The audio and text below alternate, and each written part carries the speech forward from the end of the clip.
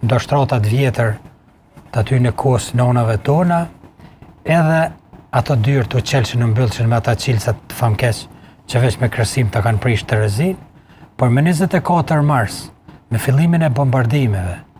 dhe deri në ditën kur jemi larguar nga Dobrova, jo veçon, për të gjithë të burgosurit,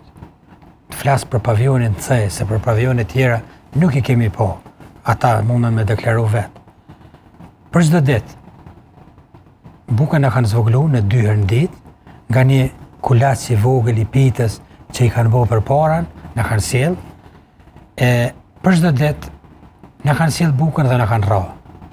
Edhe në 7 mëngjes kur u bën ndrrimi, kanë orë gardian me grumbuj, 5, 6, 7 gardian. Dhe që të gjithë kanë fillu nga dhoma numër 1,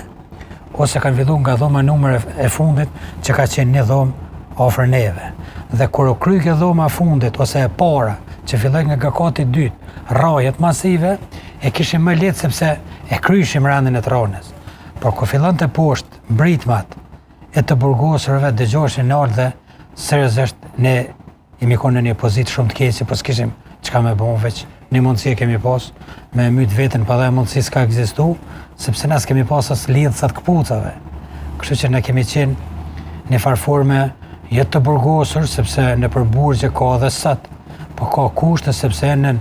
mbrojtjen dhe në sigurimin e ministrisë përkatëse në atë kohë drejtësisë dhe të punëve të brendshme. Ndërsa ne kemi qenë në mëshirën e gardianëve,